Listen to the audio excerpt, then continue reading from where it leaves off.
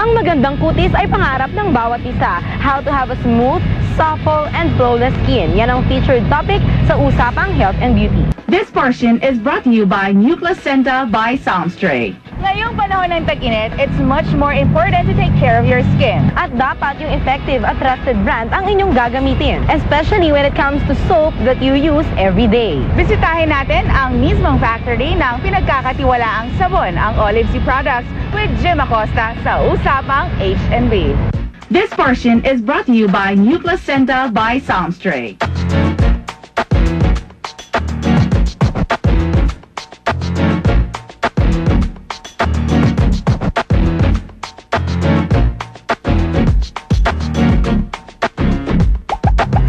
They say that the most exciting part of one's life is being young and carefree. That is very true. And it's also in this stage of life that we tend to be very conscious with a lot of things. Body figure, hairstyle, fashion statement, and most of all, our skin. Good morning! Ako po si Jim Acosta. Dahil importante ang flawless skin, ituturo namin sa inyo today ang tamang pagpili ng beauty soap dito sa Usapang H&B. Na-imagine mo ba? Let's say, you have the most silky hair or the best swizzle bait figure, then pagharap mo naman sa salamin, it's like your skin is shouting for help.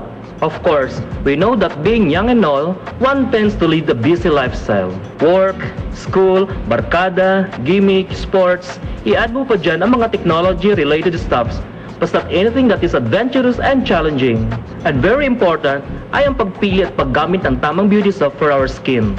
Ang Olive Sea, specifically formulated siya for teens and young adults.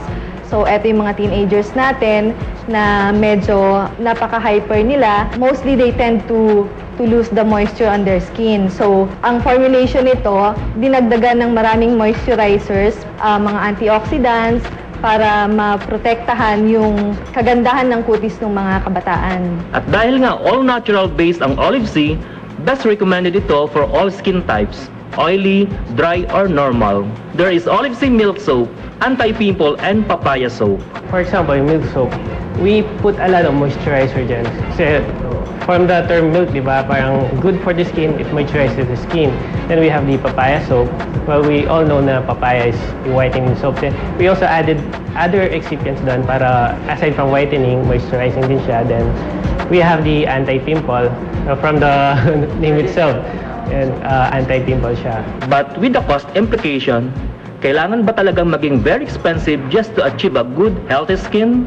After all, ang kailangan mo lang talaga is to go back to the basics, simple and natural. Sa pagkakaroon ng magandang kutis, health and beauty comes hand in hand. Dapat may combination ng dalawang yun. Yan ang number one. Susunod, skincare. Ano bang pinaka-basic na skincare na dapat natin gawin? Number one, cleansing. Sa cleansing, pinakailangan before and bago ka matulog, you have to clean your face. Next, exfoliation.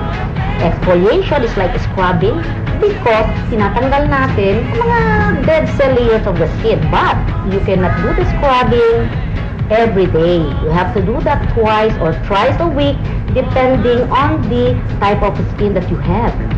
Next, moisturizer. Napaka-importante po yan because this can prevent aging or early wrinkle. Next, sunblock. When you go out, you need to have sunblock because the sun, ultraviolet A and B, may mga harmful effects yan sa skin. So, you need to have sunblock. Yan ang mga basic na dapat na meron tayo sa ating bag or sa bahay natin.